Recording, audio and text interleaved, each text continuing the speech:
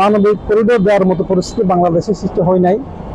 আমি মনে করি মানবিক করিডোর যদি দেওয়া হয় তাহলে বাংলাদেশের স্বাধীনতা সার্বভৌমত্ব উপরে প্রভাব পড়বে। রোহিঙ্গা প্রত্যাবাসনের যে একটা প্রসেসিং চলতেছে, সেই প্রসেসিংটা না করে কিভাবে মানবিক করিডোর সরকার দিতে যাচ্ছে সেটা আমরা বুঝতে পারতেছি না, এবং বাংলাদেশের জনগণও সেটা বুঝতে পারতেছে না। পৃথিবীর যে কোনো প্রান্তে যে কোনো দেশে মানবিক করিডোর যেখানে দেওয়া হয়েছে সেখানে বিভিন্ন দেশের সন্ত্রাসী গ্রুপ, বিভিন্ন দেশের জঙ্গি গ্রুপ সহজে প্রবেশ করতে পারে। হ্যাঁ, এখন বাংলাদেশ যেহেতু এটা সীমান্ত এলাকা, ওইখানে আরকান আর্মি সহ এবং বিভিন্ন আরকান আর্মি তো আছে বিভিন্ন দেশের, এখানে বিভিন্ন ধরনের সন্ত্রাসী গ্রুপ, পাহাড়ি সন্ত্রাসী গ্রুপ, যেগুলো বাংলাদেশের নিরাপত্তার জন্য হুমকি। হ্যাঁ, সেসব হুমকি বিবেচনা রেখে আমরা মনে করি আপাতত মানবিক করিডোরটা দেওয়ার মতো পরিস্থিতি এখনো হয় নাই।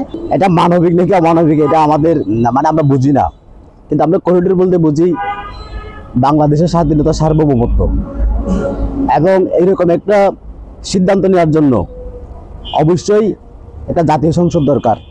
জাতীয় সংসদে একটা বিল পাস না হয়ে আমাদের স্বাধীনতা এবং সার্বভৌমত্বের একটা অংশকে আমরা অন্য একটা দেশের কাছে সমর্পণ করব, অন্য একটা দেশের চলাচলের জন্য আমরা ব্যবস্থা করে দেব, এটা অন্তত একজন নাগরিক হিসেবে আমরা মেনে নিতে পারি না। টানা সপ্তমবারের মতো বেস্ট টিস্যু পেপার ব্র্যান্ড হিসেবে স্বীকৃতি পেয়েছে বসুন্ধরা টিস্যু। বর্তমানে যে অবস্থা চলতেছে, আমাদের সাথে মায়ানমারের যে নাফ নদীর যে বর্ডারটা আছে সেটা আরকান আর্মির আওতায় আছে আমরা জানি।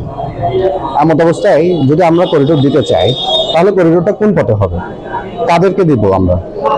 যাদের জন্য মানবিক করিডোরের কথা বলা হচ্ছে তার সিংহভাগ বর্তমানে বাংলাদেশে আশ্রয় নিয়েছে রোহিঙ্গা শরণার্থী। যদি তাদেরকে আমরা প্রত্যাবাসন করতে নাই পারি তাহলে করিডোরের বিষয়টা কেন আসতেছে? করিডোরটা কাকে দিচ্ছেন আপনি? বাংলাদেশের সাথে মায়ানমারের একটা ডিপ্লোম্যাটিক রিলেশন আছে, সেক্ষেত্রে তাদের একটা অঞ্চল অলরেডি আরকান আর্মির দখলে আছে।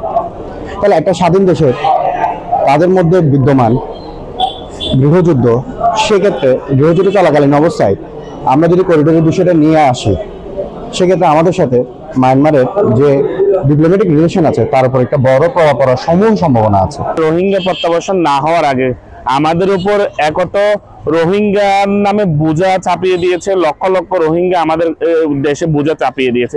তাদেরকে প্রত্যাবাসন করতে না পারার আগে যদি মানবিক করিডোরের নামে আমরা উদারতা দেখাই, মানবিকতা দেখাই, তাইলে বাংলাদেশের সার্বভৌমত্ব বলতে আর কিছুই থাকবে না।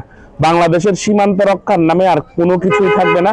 বাংলাদেশের ওই সীমান্তটা খোলামেলা রোহিঙ্গা প্রত্যাবাসনের নামে, রোহিঙ্গা আসা যাওয়ার নামে একদম সচরাচর বার্মার সাথে সীমান্তের যে কাঁটাতার বলতে কিছুই থাকবে না।